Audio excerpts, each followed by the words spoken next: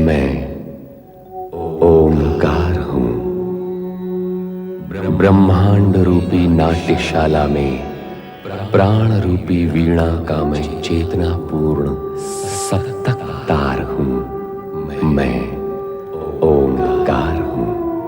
स्वांगी के अभिनय कौशल से प्रसन्न होकर जब मैना और हिमालय राज उसे धन वैभव से पुरस्कृत करना चाहते हैं तो वो पुरस्कार में उनकी सर्वप्रिय पुत्री पार्वती की मांग कर बैठते हैं। इस पर सभी उत्तेजित हो जाते हैं और उसे बंदी बनाने की आज्ञा दी जाती है, किंतु स्वांगी द्वारा उत्पन्न अग्निधारा से सभी पीड़ित होकर पीछे हटते हैं। रक्षा करो भोलेनाथ, तारकासुर के अत्याचार नहीं सहे जाते। उसके राक्षस हमें यज्ञ नहीं करने देते। हम तप जप और यज्ञ नहीं कर सकते हैं महाप्रभु। हे भोलेनाथ, तारकासुर और उसके राक्षसों ने सब कुछ नष्ट कर दिया है। हमारी रक्षा करें भोलेश्वर। हमारे यज्ञ तप और आश्रमों को नष्ट करने के पश्चात अब वो हिमालय राज पर भी आक्रमण करने के लिए आगे बढ़ रहा है। वो दुष्ट अपनी मृत्यु से पहले ही क्यों मरना चाहता है? दुष्कर्म करने वाला कभी दंड से बचता नहीं। इतना सरल सत्य भी नहीं समझता वो असुर। ना समझे, यदि वो ऋषि मुनियों के स्थान हिमालय राज्य को नष्ट कर देना चाहता है तो हम उसके समझ ना समझ की स्थली उसके तन को नष्ट कर डालेंगे। हर हर महादेव, हर हर महादेव। भगवान भोलेनाथ की जय हो। नारद, हम तुमसे चर्चा लौट कर करेंगे। इस समय हम तारकासुर का वध करने जा रहे हैं। महादेव, ये कार्य आपका नहीं है।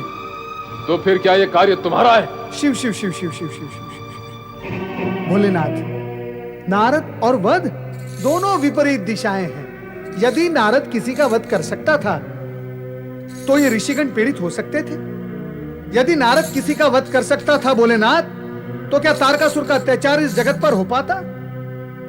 भोलेनाथ, नारद मात्र किसी को वध करने के लिए प्रोत्साहित कर सकता है, प्रेरित कर सकता है, वो भी लोक कल्याण के निमित्त। नारद तो स्वयं चींटी भी नहीं मार सकता। नारद, हमने कहा ना, यह अनावश्यक चर्चा का समय नहीं है। परंतु भोलेनाथ, यह समय आपके लिए अनावश्यक कार्य का भी तो नहीं है। यदि आप तारकासुर का वध करेंगे तो परमपिता ब्रह्मा जी के उस वरदान का क्या होगा जो उन्होंने तारकासुर को दिया था? तारकासुर का वध केवल आपके पुत्र के हाथों ही हो सकता है भगवान। पर नारद, हमें इन ऋषियों की रक्षा करने तथा तारकासुर को हिमालय क्षेत्र से दूर रखने के लिए व्यवस्था तो करनी ही होगी। अवश्य अवश्य व्यवस्था तो करनी ही होगी।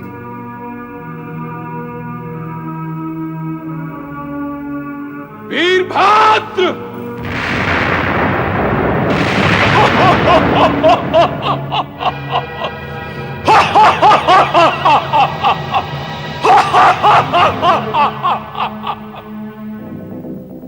क्या आज्ञा है महारुद्र? वीरभद्र, तुम शिवगण को लेकर जाओ और तारकासुर को ऐसी शिक्षा देना कि वो ऋषि मुनियों और निर्दोष प्राणियों पर अपने अत्याचार बंद कर दे। पर सावधान, उसका वध नहीं करना, केवल उसको शिक्षा देना। जाओ। ऐसा ही होगा भूत भवन। हर हर महादेव, हर हर महादेव, हर हर महादेव।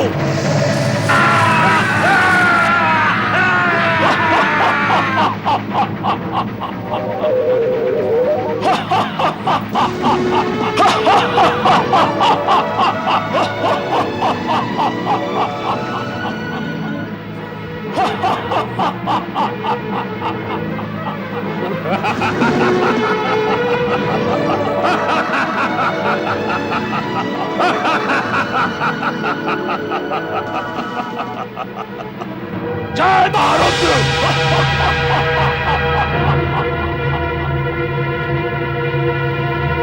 जय महारुद्र।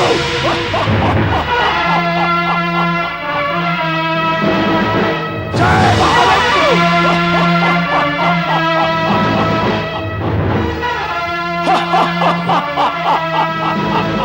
हर हर महादेव। ऋषि मुनियों पर अत्याचार करने वाले दुष्ट तारकासुर, मैं हूं तेरा काल। मैं पहुंचा देता हूं तुम्हें मृत्यु के घाट। आक्रमण हो।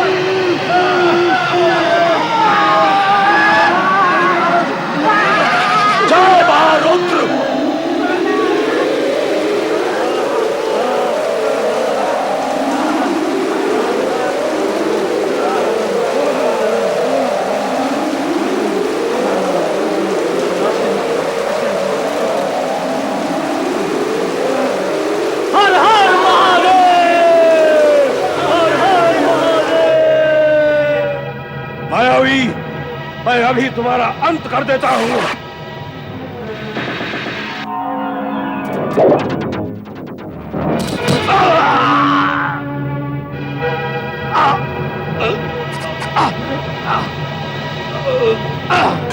सावधान, उसका वध नहीं करना, केवल उसको शिक्षा देना।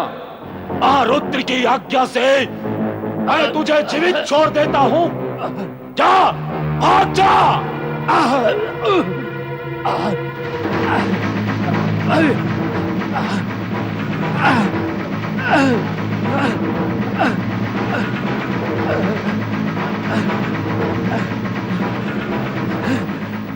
तारकासुर के अहंकार को खंडित कर वीरभद्र ने उसे हिमालय राज की सीमा त्याग कर पलायन के लिए बाध्य कर दिया।